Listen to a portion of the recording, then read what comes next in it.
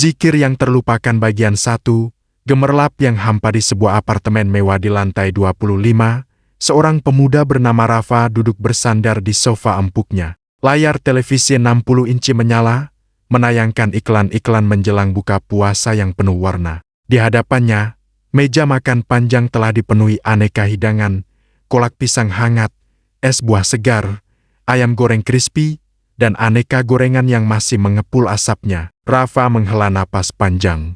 Jari-jarinya dengan gugup mengetuk hentakan sandaran sofa. Jam dinding menunjukkan jam 17:45. 15 menit lagi azan maghrib berkumandang. Tapi tidak ada suara tawa, tidak ada celoteh, tidak ada hiruk-pikuk menyiapkan taplak meja. Hanya ada dia dan kesunyian apartemennya. Sudah 2 tahun ia merantau di kota metropolitan ini. 2 tahun pula ia berpuasa sendirian. Awalnya terasa berat, namun kesibukan sebagai financial analyst di sebuah perusahaan multinasional membuatnya terbiasa. Waktunya habis di depan layar komputer, meeting, dan angka-angka. Ramadan pun ia jalani seperti bulan-bulan lainnya. Bangun sahur karena alarm, menahan lapar dan dahaga, lalu berbuka dengan makanan yang dipesan dari aplikasi. Namun, ada satu hal yang selalu mengusik hatinya setiap Ramadan tiba. Sebuah pesan pendek dari desa, dari ibunya. "Nak, kapan pulang? Ibu kangen." Pesan itu selalu sama, datang setiap minggu pertama Ramadan. Dan jawaban Rafa pun selalu sama, "Maaf, Bu. Lagi sibuk proyek, nanti Idul Fitri pasti pulang." Janji yang sama, tahun demi tahun. Dan rasa bersalah yang sama, mengendap di dasar hatinya. Azan maghrib berkumandang dari ponselnya. Rafa bangkit, mengambil segelas air putih, dan meneguknya perlahan. Lalu ia makan sendiri, di meja panjang yang sunyi. Rasanya mewah, tapi hampa. Bagian 2, pesan dari kampung halaman 3 hari kemudian, sebuah paket kecil sampai di apartemennya. Tidak ada merek toko online, hanya nama pengirim yang membuat jantung Rafa berdetak lebih cepat. "Ibu." Dengan tangan sedikit gemetar, ia membuka bungkusan itu. Di dalamnya, terdapat sebuah toples plastik berisi kue kering berbentuk bulan sabit, nastar homemade kesukaannya. Aromanya langsung memenuhi ruangan, aroma mentega dan nanam, aroma masa kecil. Di balik toples itu, terselip selembar kertas buram bertuliskan tangan ibu yang sedikit miring. "Rafa, anak ibu. Ibu titip nastar sama Pak Pos. Ini resep nenek, yang dulu selalu Rafa rebutan sama adik-adik sepupu pas lebaran. Ibu bikin khusus buat Rafa. Semoga rasanya masih sama. Di sini, kampung udah mulai ramah. Nah, tiap malam, suara takbiran dari masjid keliling kampung terdengar sampai ke rumah. Adik-adik pengajian pada siap-siap ikut. Ibu ingat, dulu Rafa kecil juga suka ikut, pegang obor bambu, suaranya paling keras. Ingat enggak? Ibu cuma ingin Rafa tahu, pintu rumah ini selalu terbuka. Meja makan ini selalu ada tempat untuk Rafa. Udara di sini mungkin tidak semacam di kota, tapi ada doa ibu yang selalu mengikuti kemanapun Rafa pergi. Jaga kesehatan, nak, jangan lupa sahur. Ibu selalu sayang Rafa. Ibu. Rafa membaca surat itu sekali, 2 kali, 3 kali.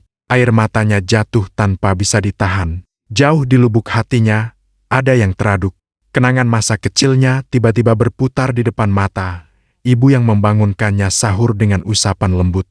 Bapak yang mengajaknya salat tarawih berjamaah di masjid. Tawar yang bersama sepupu-sepupu saat menunggu beduk maghrib. Dan hangatnya makan malam bersama di atas tikar plastik beralas koran. Disinilah ia sekarang. Jauh dari semua itu. Meraih mimpi, tapi mungkin melupakan akar. Rafa mengambil 1 buah nastar dan memakannya. Rasanya memang sama. Sama persis. Ada rasa manis, gurih, dan rasa rindu yang tak terkatakan. Untuk pertama kalinya di bulan Ramadan ini, air matanya jatuh bukan karena lelah bekerja, tapi karena haru dan kerinduan yang membuncah. Bagian 3, keputusan di sepertiga malam-malam itu, Rafa tidak bisa tidur.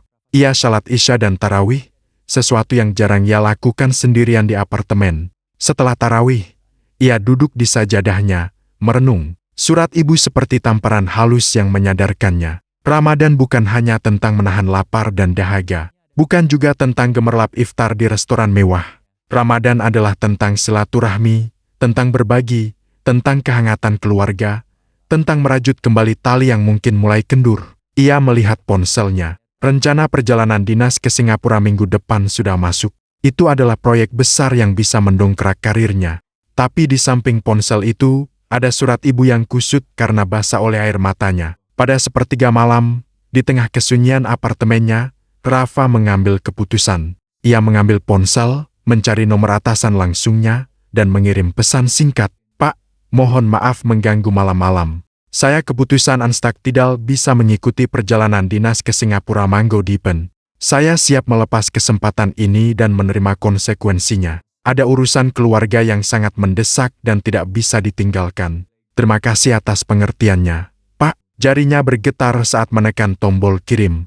Ia tahu ini bisa berarti angka di depan namanya berkurang, atau bahkan proyek besarnya diambil alih orang lain. Namun, kelegaan yang ia rasakan jauh lebih besar daripada ketakutannya. Setelah itu, ia membuka aplikasi pemesanan tiket.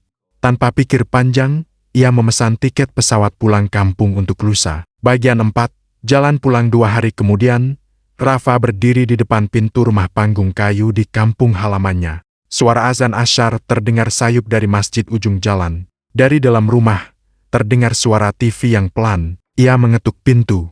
Tak ada jawaban. Ia coba membuka sedikit, dan pintu itu tidak terkunci. "Ibu?" panggilnya pelan. Dari dapur, muncul seorang wanita parubaya dengan rambut disanggul sederhana, mengenakan daster bersih. Ia menoleh. Sepasang mata tuanya langsung membulat, tangannya yang sedang mengelap piring berhenti bergerak.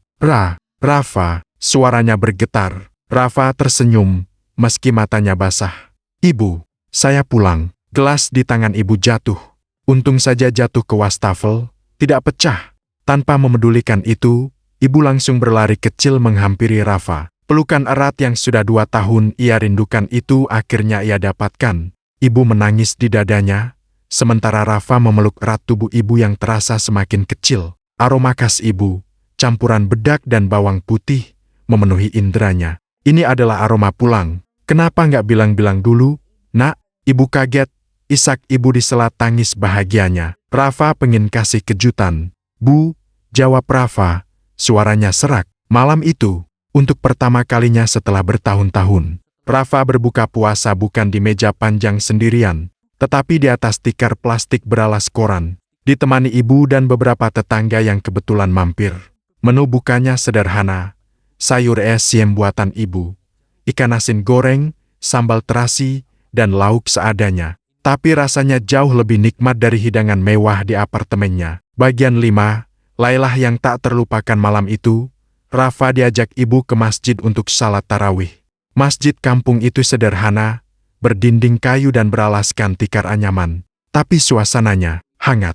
Para jamaah saling bersalaman, bertanya kabar, dan bercanda kecil. Anak-anak kecil berlarian di serambi masjid. Udara malam yang sejuk membelai kulit. Usai tarawih, Rafa berjalan pulang ditemani ibu. Di langit, bulan sabit tipis Ramadan bersinar terang.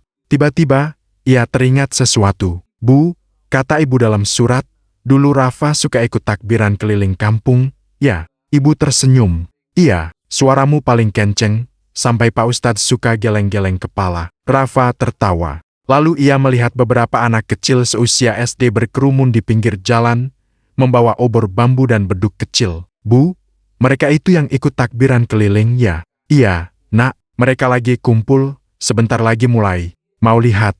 tawar ibu. Rafa mengangguk. Ia berjalan mendekati kerumunan itu.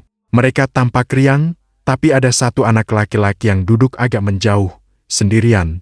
Ia memegang obor bambu, tapi wajahnya murung. Rafa mendekatinya. "Kenapa, Dik? Kok nggak gabung sama teman-teman?" Anak itu menoleh. Matanya sedikit sembab. "Obor saya mati, Mas. Nggak punya korek api lagi." Rafa tersenyum. "Sini, Mas bantu." Ia mengeluarkan korek api dari saku dan menyalakan obor anak itu. Api kembali menyala, menerangi wajah ceria anak itu. "Makasih, Mas," serunya, lalu berlari bergabung dengan teman-temannya. Rafa kembali ke ibu. "Kasihan, Bu, obornya mati." "Iya, anak tetangga kita itu. Namanya Lel, anaknya pendiam, tapi baik. Orang tuanya kerja di kota. Setiap Ramadan, dia ikut neneknya. Biasanya dia ikut takbiran, tapi tahun ini neneknya sedang sakit. Jadi dia harus jagain neneknya, tapi pengen ikut." Rafa menatap Lel yang kini sudah bergabung dengan rombongan. Obor di tangannya menyala terang, tapi di balik keceriaannya, ia membawa beban yang tak terlihat. Malam itu, setelah takbiran keliling selesai, Rafa tidak bisa melupakan sosok Lel. Keesokan harinya, ia memberanikan diri untuk berkunjung ke rumah Lel. Rumahnya kecil dan sederhana. Ia bertemu dengan nenek Lel yang terbaring lemah di ranjang. "Assalamualaikum, Nek. Saya Rafa, anaknya Bu Haji. Sera, cuma mau jenguk." Nenek Lel tersenyum lemah. "Waalaikumsalam, anak soleh. Ya, makasih, Nak." Rafa mengobrol sebentar. Ia tahu Lel harus bergantian menjaga neneknya dengan ibunya yang hanya pulang seminggu sekali. Lel yang baru kelas 5 SD, harus memasak sendiri, menyiapkan sahur sederhana, dan bersekolah di siang hari. Di usianya yang masih kecil, ia sudah belajar tentang arti pengorbanan dan kesabaran. Hati Rafa tersentuh. Selama ini ia sibuk dengan angka dan karir, lupa bahwa di sekitarnya ada orang-orang yang berjuang dengan cara yang berbeda. Lel mengajarinya tentang ketegaran,